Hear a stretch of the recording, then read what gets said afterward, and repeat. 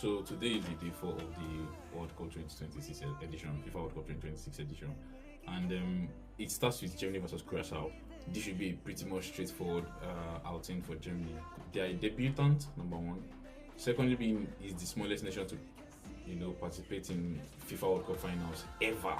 And a lot of German players truly have some things to prove, like Florian Wirtz. Jamal Musiala came back from his horrible injury. He's not been the Musiala we've always known.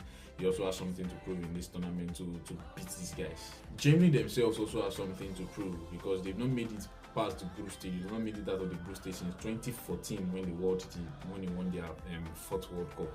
Or for a country of Germany's standard, it should be unheard of not to make it out of the group stage for 2 consecutive World Cups. So I think this time around everything is in their favor. They need to go far. They need to go deep into the competition this time around. Second match being Netherlands versus Japan.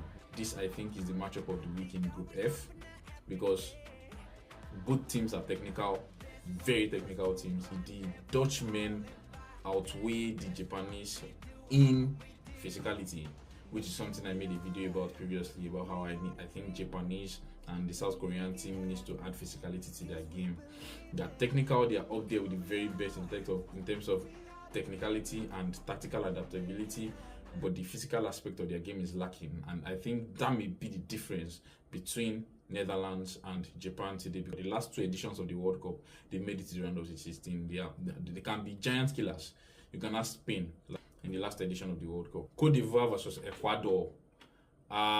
This is a game that it's another game that should turn heads. That it will be very hard to predict someone to win because both teams they are very good.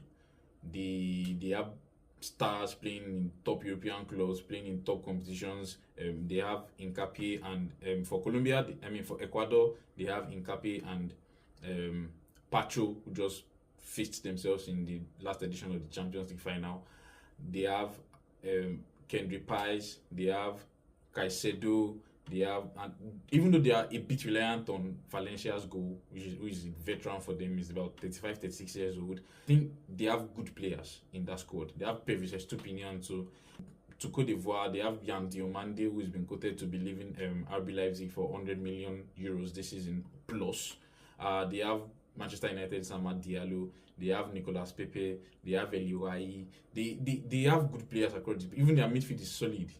Their defense with Singo, with Diomande. I believe this should be a very good matchup between Ecuador and Cote d'Ivoire. Sweden versus Tunisia. Even though Sweden didn't win